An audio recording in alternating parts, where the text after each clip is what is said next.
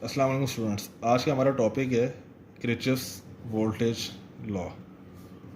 ठीक है, जिसको हम केवीएल भी कहते हैं शॉर्ट फॉर्म में। अच्छा, सबसे पहले हम ज़रा इसकी डेफिनेशन के ऊपर आते हैं। वो कहता है दिस सम ऑफ, मैं असल में डेफिनेशन को तोड़ के लिखता हूँ ताकि आपको समझने में आसानी हो। This sum of all voltage, ठीक है, जितना भी वोल्टेज है वो राइज करता है, राइजेस अराउंड अ लूप, एक लूप के अंदर, ठीक है, must be equal to the, must be equal the sum of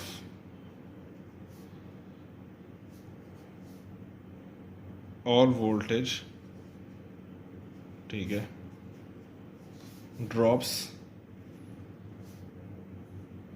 around that loop। ठीक है, अब लूप क्या होता है? अच्छा, एक लूप है, उसके अंदर जितना भी वोल्टेज राइज हो रहा है वो बराबर है उस तमाम वोल्टेज के जो कि उसी लूप के अंदर जितना भी वोल्टेज ड्रॉप हो रहा है। मैं एक एग्जांपल के तौर पे आपको ये चीज़ समझाना पसंद करूँगा। हमारे पास एक लूप है, देखें अभी सिर्फ वोल्टेज की बात होगी, मैं कोई सोर्स नहीं बना रहा, मैं कोई लोड नहीं बना रहा, कोई रेजिस्टेंस नहीं डाल रहा, कोई करंट नहीं डाल रहा। आपको मैं एक लूप बना के दिखाऊँगा, उसमें मैं चंद जगह पर वोल्टेज बताऊँगा कितना हमारे पास मिल रहा है और एक जगह मैं छोड़ दूंगा। लाइक यहाँ पे हमारे पास 7 वोल्टेज है, इसकी पोलैरिटीज़ ऊपर पॉजिटिव है, नीचे नेगेटिव है, ठीक है। यहाँ पे हमारे पास 3 वोल्ट्स है, इसकी पोलैरिटीज़ नेगेटिव पॉजिटिव है, और यहाँ पे मैंने नाम दे दिया एक्स का, ठीक है। हमने फाइंड आउट करनी है एक्स की वैल्यू, ठीक है, और किसकी मदद से? केवीएल की मदद से, ठीक है। केवीएल कहता है ये है कि एक लूप, ये पूरा लूप मैंने बनाया आपके लिए, लूप के अंदर जितना भी वोल्टेज राइज हो रहा है वो बराबर उस तमाम वोल्टेज के जो कि उसमें ड्रॉप हो रहा है। अभी हमें नहीं पता यहाँ पे वोल्टेज राइज हो रहा है कि ड्रॉप हो रहा है, हमें सिर्फ वोल्टेज और उसकी पोलैरिटीज का पता है, ठीक है। अब मिसाल के तौर पे हमारे पास, मैं एक लूप में चलता हूँ क्लॉकवाइज, ठीक है, और मैं देखता हूँ कि यार ये 7 वोल्ट है, इसका जो बाद वाला साइन है वो क्या आ रहा है? पॉजिटिव आ रहा है। अगर हम क्लॉकवाइज चलते हैं तब, ठीक है ना, क्लॉकवाइज चलेंगे तो हेड ऊपर आ जाएगा इसके, यानी 7 का जो पॉजिटिव सिर्फ उसका हेड आ रहा है। तो इसको मैं इक्वेशन बनाने लगा, यहाँ पे मैंने +7 लिख दिया, ठीक है। इसी तरह मैं आगे चलता हूँ क्लॉकवाइज और हेड वाले साइन पे क्या आता है? पॉजिटिव, तो मैंने आगे लिख दिया +3। अब मुझे एक्स की वैल्यू नहीं पता, वो एज इट इज़ +x किया मैंने, इक्वल टू कर दिया 0 के बराबर।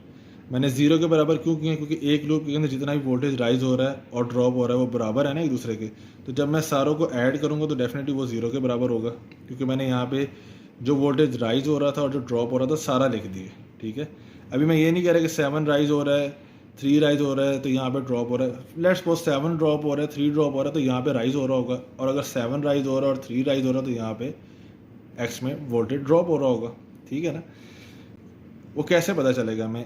बेसिकली हमने एक्स की वैल्यू निकालनी है, ठीक है। एक्स की वैल्यू क्या आएगी?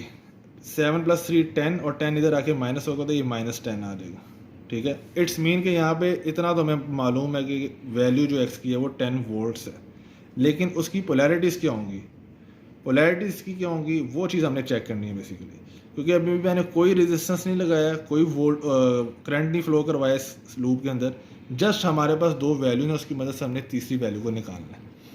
ये माइनस साइन इसके साथ आ रहा है 10 में, हमने ये देखना है इस इक्वेशन में किसी के साथ नेगेटिव साइन आ रहा है?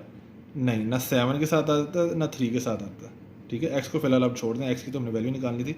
7 और 3 के साथ कोई नेगेटिव साइन नहीं आ रहा है, 7 और 3 के साथ पॉजिटिव साइन आ रहा है। मतलब ये 10 की जो पोलैरिटीज़ हैं वो 7 और 3 दोनों से ऑपोजिट हैं। मतलब 7 की पहले नेगेटिव है बाद में पॉजिटिव है अगर हम क्लॉकवाइज चलते हैं, और 3 का पहले नेगेटिव है बाद में पॉजिटिव है अगर हम क्लॉकवाइज चलते हैं, यानी इसकी हेड पे पॉजिटिव। तो 10 की इसकी ऑपोजिट है, तो मतलब 10 के हेड पे नेगेटिव और पहले पॉजिटिव होगी, ठीक है। यानी ये इसकी पोलैरिटीज़ निकालने का एक तरीका है। और अगर आप अब चेक करते हैं, अब जो हमारा किरचॉफ्स वोल्टेज लॉ था वो क्या कहता है? The sum of all the voltage rises around a loop must be equal the sum of all voltage drops around that loop. अब ये सपोज कर लें 7 और 3 दोनों राइज कर रहे हैं कि दोनों का पहले नेगेटिव है बाद में पॉजिटिव है, पहले नेगेटिव है बाद में पॉजिटिव है। तो 10 का क्या है, पहले पॉजिटिव है और बाद में नेगेटिव। तो 10 समझ लें कि एक तरह से वोल्टेज यहाँ पे ड्रॉप हो रहा है, जो ड्रॉप हो रहा है वो भी 10 है, और जो राइज हो रहा है 3 + 7 वो भी 10 है। तो ये आपकी जो एक कहते हैं क्रिचर्स वोल्टेज जो है ये इस तरह एक्सप्लेन होता है। मैं आपको एक और एग्जाम्पल कराता हूँ, वो आप देख लीजिएगा, उससे आपको और चीज़ जो है वो क्लेरिफाई हो जाएगी। अच्छा तो स्टूडेंट्स, ये हमारे पास एक एग्जांपल 2 है, ठीक है। इसमें आप देख सकते हैं कि हमारे पास एक सर्किट डायग्राम है और उसमें 4 जगह वैल्यूज़ मौजूद है। 4 वोल्ट्स है, उसकी पोलैरिटीज़ भी हैं, 5 वोल्ट्स उसकी पोलैरिटीज़ मौजूद हैं, साथ 3 और 2। अच्छा, ये हमने देखना है कि इसके अंदर कितने लूप्स बन रहे हैं। तो सबसे पहले हमारे पास लूप 1 बनता है, यहाँ पर हम इसको अगर लूप 1 कह देते हैं, इसको हम लूप 2 कह देते हैं, इसको हम लूप 3 कह देते हैं, इसको अगर हम लूप 4 कह दें और इसको हम लूप 5 कह दें, तो इसके अंदर टोटल 5 लूप बन रहे हैं। अच्छा, ये हमने देखना होगा कि कहाँ से हमने स्टार्ट करना है। तो आपने सबसे पहले ये चीज़ चेक करनी है कि एक लूप वो कौन सा लूप है जिसके अंदर कम से कम 2 वैल्यूज़ मौजूद हैं, क्योंकि हर लूप के अंदर आप देखें ना तो 3 वैल्यूज़ का उसने 3 बॉक्स बने हुए हैं। हर लूप के अंदर 3 बॉक्सेस बने हुए हैं। तो आपने ये देखना है कि इस लूप के अंदर कम से कम 2 वैल्यूज़ मौजूद हैं। तो ये लूप 1 को अगर आप देखते हैं तो इधर 5 वोल्ट्स भी मौजूद है और 4 वोल्ट्स भी मौजूद है पोलैरिटीज़ के साथ। तो आपने ये करना है, सबसे पहले इस लूप 1 को अलहदा से ड्रॉ करना है, ठीक है। ये हमने अलहदा से इस लूप को ड्रॉ कर लिया। ये अच्छा, इसमें हमारे पास 5 वोल्ट से प्लस नेगेटिव के साथ, और ये 4 वोल्ट से प्लस नेगेटिव के साथ। हमने इसी तरह क्लॉकवाइज चलना है, ठीक है। इसको आप एक्स का नाम दे दें। तो आपके पास इक्वेशन क्या बनती है, 4 वोल्ट से अगर हम जाते हैं तो ये हमारा क्लॉकवाइज जाते हुए बाद वाला साइन कौन सा आ रहा है, नेगेटिव का आ रहा है, हेड हमारा नेगेटिव की तरफ है। तो -4 बाद में नीचे एक्स आ रहा है, तो उसको आप एज इट इज़ ऐड कर लें। और आप 5 को आप देखेंगे कि नेगेटिव से होता है पॉजिटिव से लीव कर रहा है, मतलब ये अगर हम क्लॉकवाइज चलते हैं तो हेड इसकी पॉजिटिव पे आ रहा है, तो आपने हमेशा बाद वाला साइन लेना है। तो ये +5 = 0, ठीक है। और x की वैल्यू हमारे पास आ जाती है -4 + 5 1, और 1 उधर जाके माइनस हो जाता है, तो -1। इट्स मीन कि यहाँ पे हमारे पास जो वैल्यू आ रही है वो 1 वोल्ट है। अब हमने ये देखना है कि इसकी पोलैरिटीज़ क्या है, क्योंकि यहाँ पे 1 के साथ नेगेटिव साइन आ रहा है। तो नेगेटिव साइन से ये पता देखेंगे हम कि इक्वेशन के अंदर किसी के साथ नेगेटिव साइन आ रहा है, तो यस 4 के साथ नेगेटिव साइन आ रहा है। इट्स मीन कि 4 और 1 की दोनों की जो पोलैरिटीज़ हैं वो सेम होगी, क्योंकि दोनों का साइन सेम है, ठीक है। ये एक मेथड है जिससे हम वैल्यू को कैलकुलेट करते हैं। तो 4 के साथ क्या साइन आता है, पहले पॉजिटिव है बाद में नेगेटिव, अगर हम क्लॉकवाइज चलते हैं, ठीक है। तो इससे हम क्लॉकवाइज चलते हैं तो पहले पॉजिटिव बाद में क्या होगा, नेगेटिव। तो यहाँ पे पॉजिटिव आ जाएगा और बाद में नेगेटिव आ जाएगा, ठीक है। अच्छा, हमने जब यहाँ पे वैल्यू फाइंड आउट कर ली, इसको आप बेशक एक्स का नाम दे दें, x1 कह दें इसको। तो अब हमारे पास लूप 2 वो लूप है जिधर 2 वैल्यूज़ मौजूद हैं, और इन 2 की मदद से हम इस थर्ड जगह पे वैल्यू को निकाल लेंगे, ठीक है। इसके लिए आप दोबारा से इसको ऐसे ही करेंगे। आप इस लूप 2 को हम दोबारा से ड्रॉ कर लेते हैं।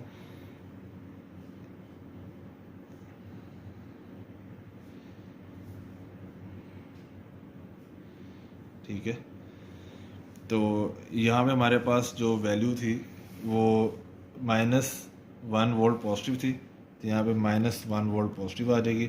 और इसी तरह हमारे पास 3 वोल्ट्स मौजूद था, ऊपर नेगेटिव था उसके और नीचे पॉजिटिव था। और यहाँ पे हमने इसको x2 का नाम दे दिया, ठीक है। अब हम दोबारा इसी तरह क्लॉकवाइज चलेंगे। तो 1 से होते हुए अगर हम जाते हैं तो बाद वाला साइन कौन सा आ रहा है, इसका हेड पे क्या आ रहा है, पॉजिटिव। जो हेड पे साइन आएगा आपने वही ले लेना, 1 + 1 है। और इसके बाद जब हम 3 की तरफ आते हैं तो बाद वाला साइन पॉजिटिव है, तो +3 + x2 = 0, ठीक है। ये x1 था हमारे पास। अच्छा, तो ये हो जाएगा x2 = -4। यानी ये तो बात तय है कि यहाँ पे हमारे पास जो वैल्यू आ रही है वो है 4 वोल्ट्स, लेकिन इसकी पोलैरिटीज़ क्यों होंगी, क्योंकि 4 के साथ नेगेटिव आ रहा है। ऊपर इक्वेशन में किसी के साथ नेगेटिव नहीं है, मतलब ये कि 4 की जो पोलैरिटीज़ हैं वो 1 और 3 दोनों से ऑपोजिट हैं। 1 की पहले नेगेटिव है बाद में पॉजिटिव है, 3 की पहले नेगेटिव है बाद में पॉजिटिव है, तो 4 की पहले पॉजिटिव होगी और बाद में नेगेटिव होगी। मतलब यहाँ पे जो हमारा x2 आया है उसकी जो वैल्यू है 4 वोल्ट्स है, और उसके नीचे पॉजिटिव है और ऊपर नेगेटिव है, ठीक है। अच्छा, ये 2 तो मैंने आपको इक्वेशंस के साथ करा दी हैं, लूप की वैल्यूज़ निकाल दी हैं। बाकी मैं चाहता हूँ कि आपको डायरेक्ट मेथड भी आना चाहिए, डायरेक्ट भी आप निकाल सकें कि हमारे पास यहाँ पे क्या वैल्यू आती है। देखिए हमारे पास इस लूप के अंदर एक जगह 4 वोल्ट्स मौजूद है और एक जगह 2 वोल्ट्स है। तो हम देखते हैं 4 का ऊपर नेगेटिव है, नीचे पॉजिटिव है। इस तरह अगर आप क्लॉकवाइज चलते हैं तो इसी तरह यहाँ पे इस 2 का नीचे नेगेटिव और ऊपर के इसके पॉजिटिव है। तो ये नेगेटिव पॉजिटिव, उसके बाद दोबारा से नेगेटिव पॉजिटिव, यानी ये दोनों आपस में क्या हो रहे हैं, ऐड हो रहे हैं। अगर ये ऐड हो रहे हैं तो इट्स मीन कि दोनों सेम हैं, तो इसका आंसर क्या आ जाएगा, 6 वोल्ट्स। तो ये 6 वोल्ट लगे। देखें 4 और 2 आपस में क्या हो जाते हैं, ऐड हो जाते हैं अगर हम क्लॉकवाइज चलते हैं, ठीक है। और इस 6 की पोलैरिटीज इन दोनों से क्या होंगी, ऑपोजिट होंगी। मतलब अगर 4 का पहले नेगेटिव है बाद में पॉजिटिव है, सीधा हम क्लॉकवाइज चलते हैं, इसका पहले नेगेटिव है बाद में पॉजिटिव है, तो इसका पहले पॉजिटिव और बाद में नेगेटिव, ठीक है। ये मैंने डायरेक्टली की है। अगर आपको यही मेथड अच्छा लगता है जो मैंने आपको लूप वाइज बनाया है, तो आप इसका भी अलहदा से लूप बना लें और उसको ड्रॉ करें और सीधा इक्वेशन बनाएं, और आप आंसर जब निकालेंगे तो 6 वोल्ट ही आएगा, ठीक है। सिमिलरली हमारे पास 5 वोल्ट है यहाँ पे। इस लूप की अगर हम बात करें लूप 4 की, तो 5 वोल्ट और इधर 6 वोल्ट है। 5 की ऊपर पॉजिटिव है, नीचे नेगेटिव है। 6 की पहले नेगेटिव है बाद में पॉजिटिव है, ठीक है। दोनों एक दूसरे को अपोज कर रहे हैं, मतलब दोनों एक दूसरे को जब कैंसिल करेंगे तो पीछे क्या बचता है, 1 बचता है। चाहे वो पॉजिटिव और नेगेटिव हो, लेकिन आंसर क्या आता है, 1 ही आता है। तो 1 की पोलैरिटीज डेफिनेटली 5 के साथ मैच करेंगी, तभी ये दोनों मिलकर 6 बनाएंगे और इसको अपोज करेंगे। तो 1 की पोलैरिटीज वही होंगी जो 5 की होंगी। 5 का पहले पॉजिटिव है बाद में नेगेटिव है। क्लॉकवाइज चलते हैं हम जाते हैं, तो 1 का पहले पॉजिटिव और बाद में नेगेटिव, ठीक है। अब इसी से हम लूप 5 की बात कर लेते हैं। अगर हम इसको यहाँ से स्टार्ट करते हैं, 4 का पहले नेगेटिव है बाद में पॉजिटिव है, 1 का भी पहले नेगेटिव है बाद में पॉजिटिव है, दोनों एक सेम पोलैरिटी के साथ ऐड होती हैं, तो यहाँ पे आंसर आ जाता है 5 वोल्ट्स। और 5 वोल्ट की पोलैरिटीज़ 1 और 4 दोनों से ऑपोजिट होनी चाहिए, तभी इसको अपोज करके इक्वलेट करेंगे। यानी अगर 4 और 1 राइज हो रहा है तो डेफिनेटली 5 क्या होगा, ड्रॉप होगा। तो अगर 4 की पोलैरिटीज पहले नेगेटिव है बाद में पॉजिटिव है, इसी तरह 1 की पहले नेगेटिव है बाद में पॉजिटिव है, तो 5 का क्लॉकवाइज चलते में आएंगे तो पहले पॉजिटिव और बाद में नेगेटिव। तो ये हमें केवीएल बताता है कि एक लूप के अंदर जितना भी वोल्टेज राइज हो रहा है वो बराबर है उस तमाम वोल्टेज के जो कि ड्रॉप हो रहा है। मैंने इस पूरे सर्किट में कोई रेजिस्टेंस नहीं लगाई, कोई करंट नहीं लगाया, सिर्फ आपको ये क्लियर करना था कि किरचॉफ्स वोल्टेज लॉ हमें क्या कहता है, ठीक है। थैंक यू, इंशाल्लाह अगले लेक्चर में मिलते हैं।